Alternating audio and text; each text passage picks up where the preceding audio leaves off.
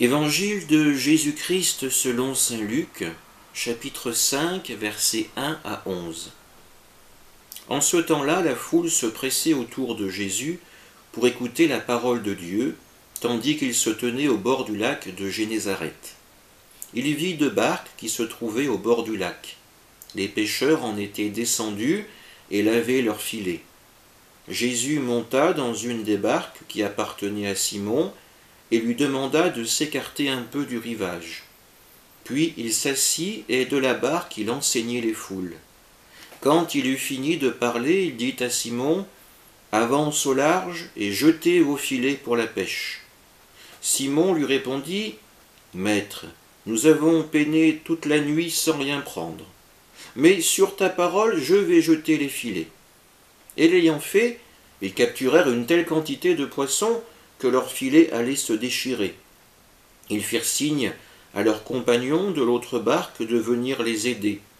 Ceux-ci vinrent, et ils remplirent les 2 barques, à tel point qu'elles enfonçaient. À cette vue, Simon-Pierre tomba aux genoux de Jésus en disant : « Éloigne-toi de moi, Seigneur, car je suis un homme pécheur. » En effet, un grand effroi l'avait saisi, lui et tous ceux qui étaient avec lui, devant la quantité de poissons qu'ils avaient pêchés.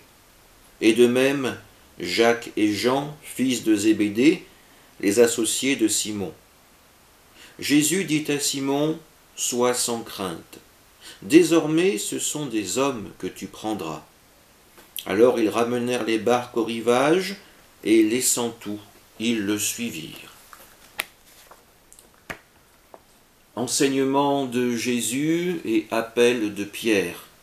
Voilà ce que contient ce passage de l'évangile de Luc. Dans un premier temps, nous voyons Jésus s'adresser à la foule. Mais pour pouvoir être entendu, Jésus doit prendre de la distance. Il utilise une barque pour prendre du recul face à la foule pour pouvoir lui parler.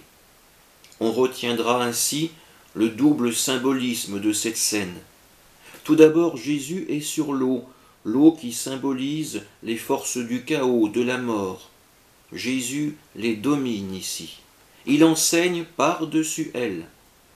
Enfin, l'emploi d'une barque de pêcheurs qui symbolisera la mission de l'Église. Suivra l'enseignement de Jésus un signe, celui de la pêche miraculeuse.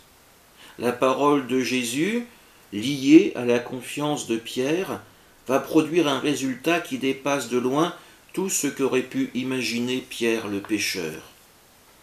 Devant ce résultat, Pierre a peur.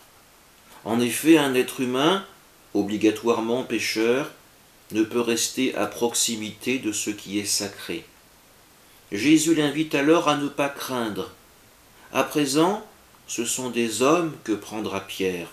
Et contrairement à ces poissons destinés à la mort, la nouvelle pêche de Pierre, ces hommes convertis à la parole de Dieu resteront en vie pour l'éternité.